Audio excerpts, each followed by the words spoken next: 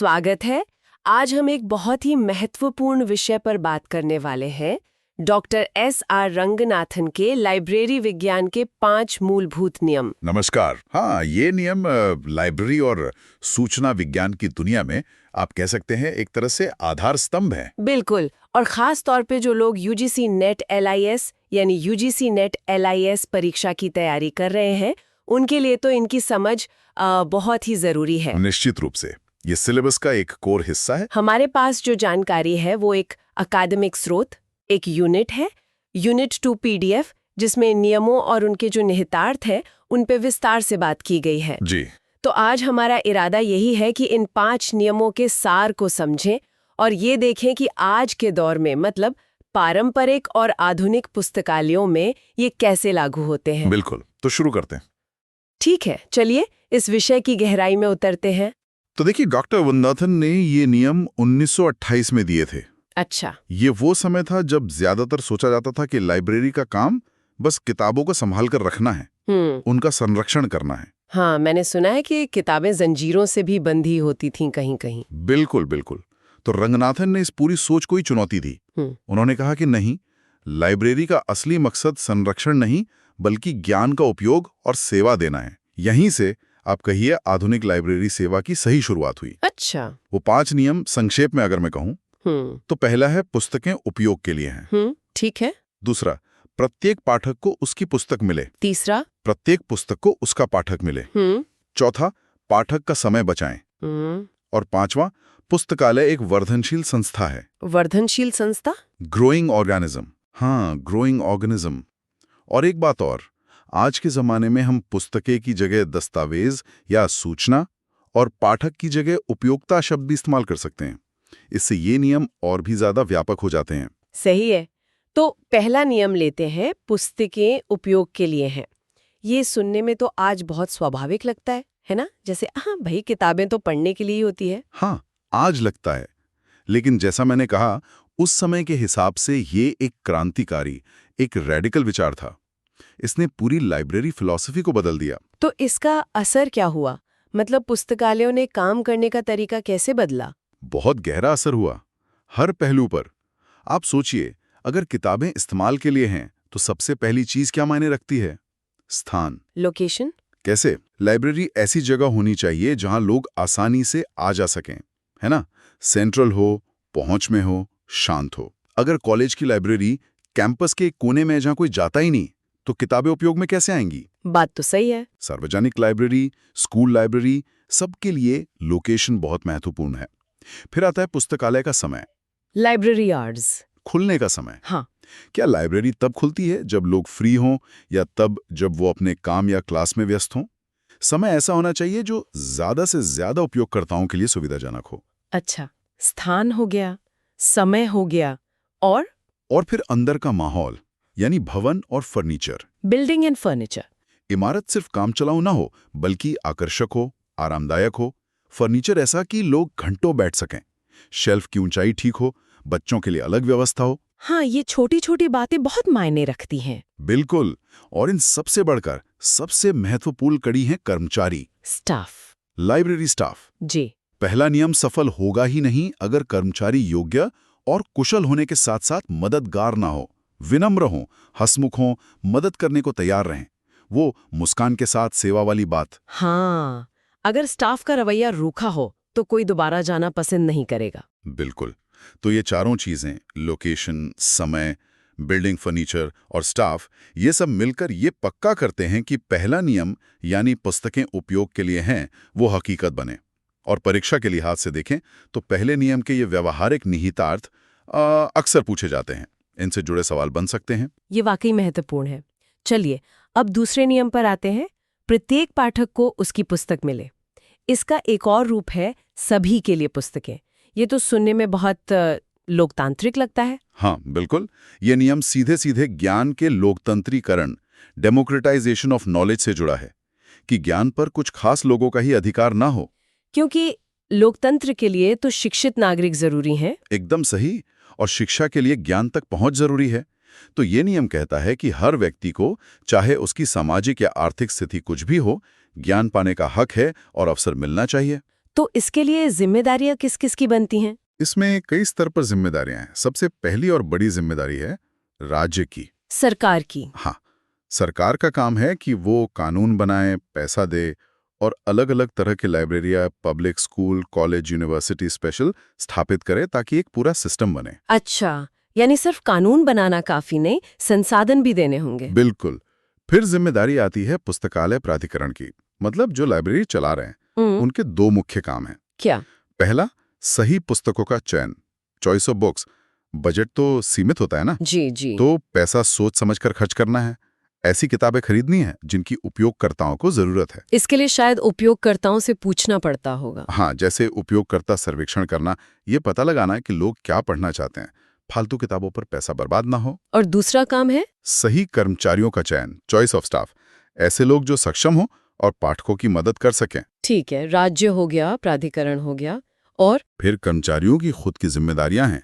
उन्हें सिर्फ किताब निकालकर देने वाला नहीं होना है, उन्हें सक्रिय रूप से संदर्भ सेवा देनी है। रेफरेंस सर्विस मतलब पाठक की जरूरत को समझना। कई बार पाठक को खुद नहीं पता होता कि इसे ठीक ठीक क्या चाहिए, तो स्टाफ मदद करे सही किताब ढूंढने में, या कई बार तो किताब के अंदर सही जानकारी तक पहुंचाने में। अच्छा, जैसे किसी खास चैप्टर या लेख तक? हाँ, इसके लिए विषय विश्लेषण, क्रॉस रेफरेंस एंट्रीज, या आजकल जैसे जर्नल्स के लेख ढूंढने के लिए बिब्लियोग्राफी, इंडेक्सिंग, एब्स्ट्रैक्टिंग सर्विसेज का इस्तेमाल करना, ये सब दूसरे नियम को पूरा करने में मदद करता है। क्या इसमें पाठक की भी कोई भूमिका है? ऐसा लगता है सारी जिम्मेदारी लाइब्रेरी की ही है। नहीं, ऐसा नहीं है। पाठक का दायित्व भी बहुत महत्वपूर्ण है। उन्हें नियमों का पालन करना चाहिए, किताबें समय पर लौटानी चाहिए, उन्हें फाड़ना नहीं चाहिए, गलत जगह नहीं रखना चाहिए। हाँ, ये तो बुनियादी बातें हैं। बिल्कुल। और इसके लिए उपयोगकर्ता शिक्षा भी जरूरी है। पाठकों को समझाना कि उनके सहयोग से ही सबके लिए सेवा बेहतर बन सकती है।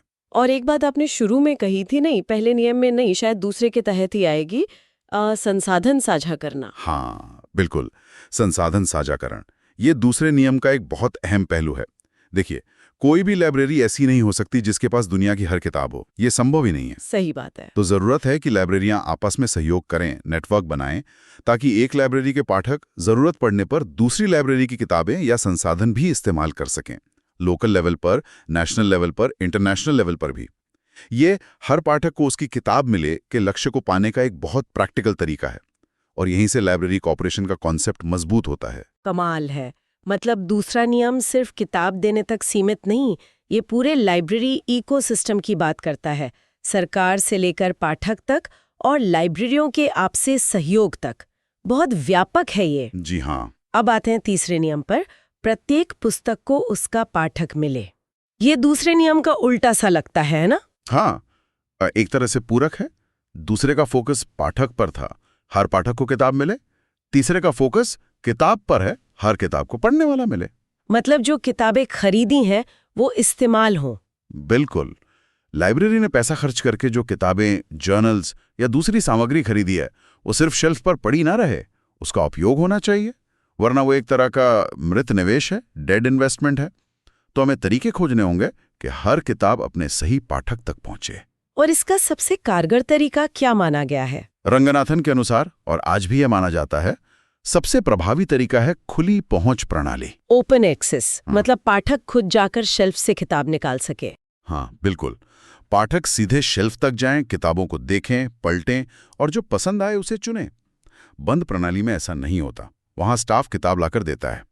लेकिन खुली पहुंच में तो क्या कहते हैं, ब्राउजिंग का फायदा होता होगा? यही तो, ब्राउज करते समय अक्सर पाठकों को ऐसी किताबें मिल जाती हैं जिनके बारे में उन्हें पता भी नहीं था, लेकिन जो उनके काम की होती हैं।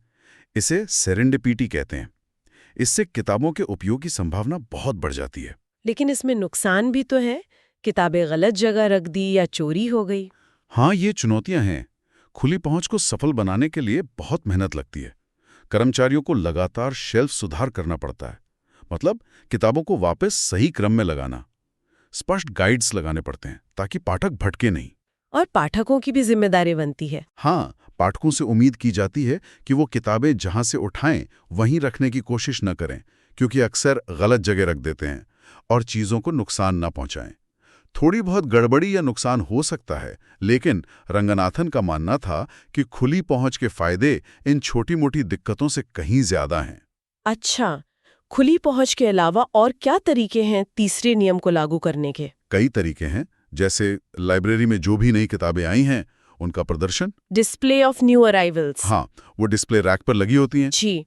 उनकी लिस्ट बनाकर सर्कुलेट करना, समय समय पर पुस्तक प्रदर्शनियां, बुक एग्जीबिशंस लगाना, खासकर किसी खास विषय पर या उन किताबों की जिनका इस्तेमाल कम हो रहा है। इससे लोगों का ध्यान जाता है उन पर। बिल्कुल। और एक बहुत जरूरी चीज है पुस्तकालय सूची, लाइब्रेरी कैटलॉग। कैटलॉग। हाँ, एक अच्छी कैटलॉग सिर्फ ऑथर टाइटल से किताब ढूंढने में मदद नहीं करती। वो विषय, सीरीज, एडिटर, ट्रांसलेटर, मतलब पाठक जिस भी तरीके से सोचे अप्रोच, उसे किताब मिल जानी चाहिए। इसके लिए कैटलॉग में काफ़ी सारी अतिरिक्त प्रविष्टियां और संदर्भ रेफरेंसेस होने चाहिए। ये सब मिलकर सुनिश्चित करते हैं कि हर किताब को उसका पाठक मिलने की संभावना बढ़े। यूजीसी नेट परीक्षा में अक्सर ओपन एक्सेस और कैटलॉगिंग के महत्व पर सवाल पूछे जाते हैं। ये दिलचस्प है कि कैसे एक एक नियम को साधने के लिए कितनी सारी चीजों पर ध्यान देना पड़ता है। अब चौथा नियम, पाठक का समय बचाएं। मुझे लगता है आज की दुनिया में ये शायद सबसे ज्यादा प्रासंगिक है। सब जल्दी में है। बिल्कुल सही कहा आपने। पाठक का समय बहुत कीमती है। लाइब्रेरी आने वाला व्यक्ति, चाहे वो स्टूडेंट हो, रिसर्चर हो या आम पाठक हो, वो अपनी जानकारियां किताब जल्दी और बिना झंझट के पाना चाहता है। अगर देर लगेगी तो शायद वो निराश होकर चला जाए। हाँ, या उसका इंटरेस्ट ही खत्म हो जाए। इसलिए लाइब्रेरी की सेवा तेज और सटीक होनी चाहिए।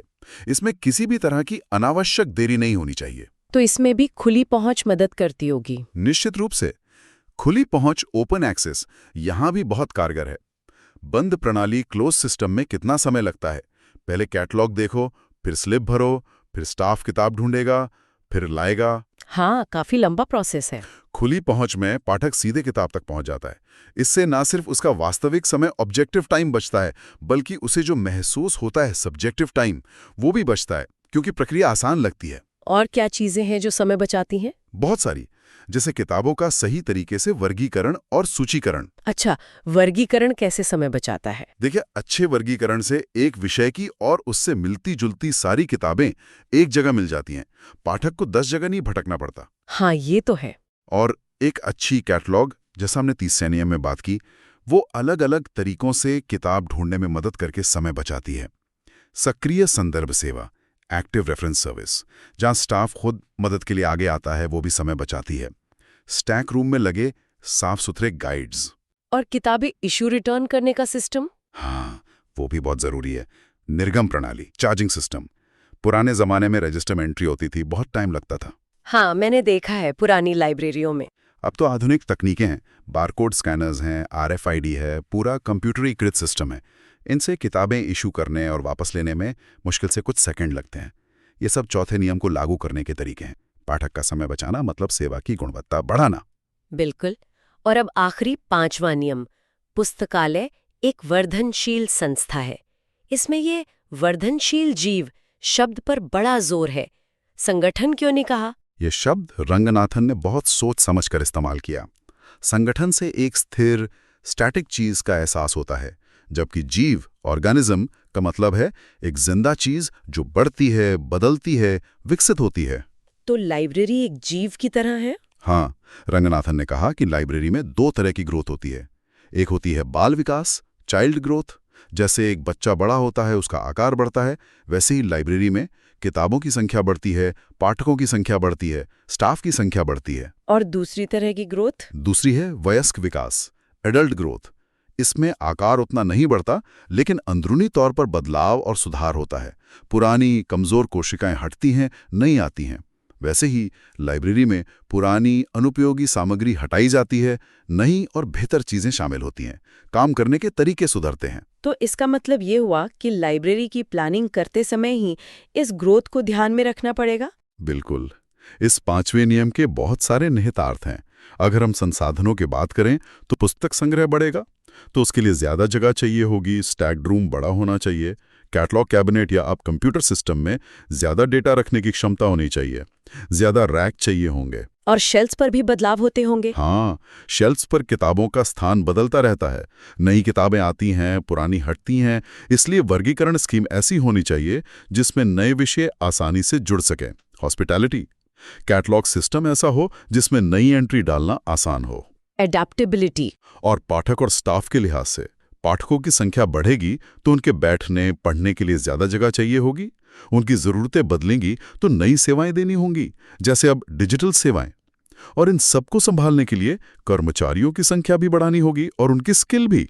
उन्हें नई टेक्नोलॉजी सीखनी होगी, जैसे कि कंप्यूटरीकरण। हाँ, आधुनिकीकरण। खासकर बड़ी लाइब्रेरियों में रोजमर्रा के काम जैसे किताबों का खरीदना, इशू रिटर्न करना, कैटलॉग बनाना, इन सब को कंप्यूटराइज करना जरूरी हो जाता है 5वें नियम के कारण। और वो वयस्क विकास वाली बात, पुरानी चीजों को हटाना। हाँ, वो बहुत जरूरी है। पुस्तकों की छंटाई, वीडिंग आउट ऑफ बुक्स। जैसे एक जीव पुरानी कोशिकाओं को हटाता है, वैसे ही लाइब्रेरी को भी स्वस्थ और प्रासंगिक बने रहने के लिए पुरानी, आउटडेटेड या अनुपयोगी किताबों और सामग्री को हटाना पड़ता है, ताकि नई और जरूरी चीजों के लिए जगह बने। बिल्कुल। यहीं से स्वनवीकरण पुस्तकालय का विचार आता है। छटाई का मतलब हमेशा फेंक देना नहीं होता, उन्हें कहीं और स्टोर किया जा सकता है, जैसे केंद्रीय भंडारण में। ये वयस्क विकास है और इसी वजह से लाइब्रेरी की बिल्डिंग बनाते समय भी भविष्य के लिए प्रावधान रखना चाहिए। मतलब जगह छोड़नी चाहिए ताकि जरूरत पड़ने पर बिल्डिंग को और बढ़ाया जा सके। ये सारे पॉइंट्स यूजीसी नेट के लिहाज से बहुत महत्वपूर्ण है, खासकर 5वें नियम के निहितार्थ। तो ये थे 5 नियम और उनके पीछे का पूरा विचार।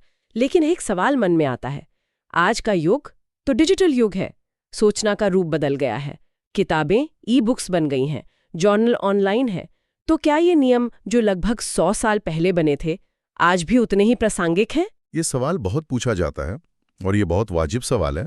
लेकिन देखिए, इन नियमों की खूबसूरती यही है कि ये बुनियादी सिद्धांतों पर टिके हैं। ये बहुत लचीले हैं। जैसा हमने शुरू में बात कहा था, अब बस पुस्तक की जगह सूचना या दस्तावेज और पाठक की जगह उपयोगकर्ता रख दीजिए। अच्छा, कैसे? देखिए, पहला नियम सूचना उपयोग के लिए है।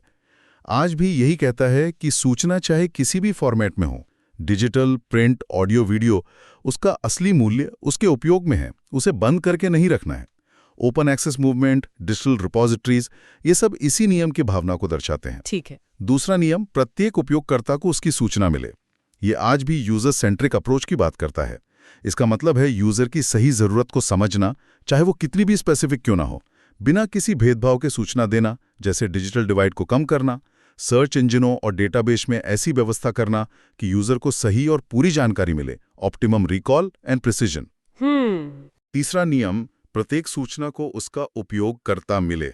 आज इसका मतलब है कि जो भी सूचना उत्पाद, इंफॉर्मेशन प्रोडक्ट्स बन रहे हैं, वो यूजर को ध्यान में रखकर बने।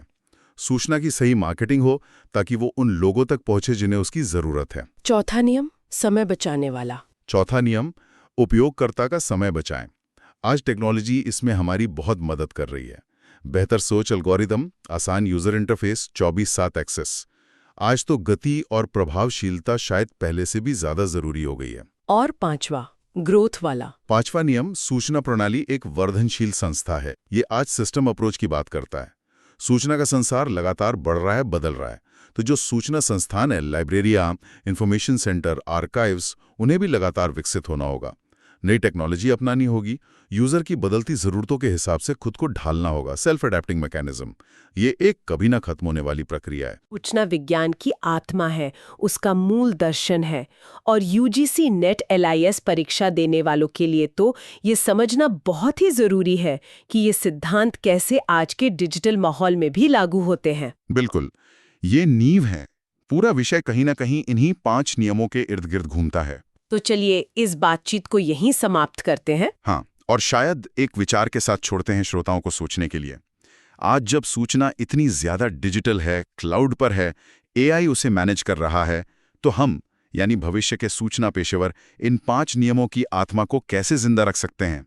हाँ, ये एक अच्छा सवाल है। कैसे हम डिजिटल दुनिया में ओपन एक्सेस को सही मायनों में लागू करें? AI का इस्तेमाल करके उपयोगकर्ता का समय और बेहतर तरीके से कैसे बचाएं? कैसे ये पक्का करें कि टेक्नोलॉजी सिर्फ एक साधन बनी रहे और हमारा असली लक्ष्य सूचना का अधिकतम उपयोग और उपयोगकर्ता की संतुष्टि वो कहीं पीछे न छूट जाए। के और आने वाले समय के लाइब्रेरी प्रोफेशनल्स के लिए सोचने वाली बात है। यही असली चुनौती है और अवसर भी।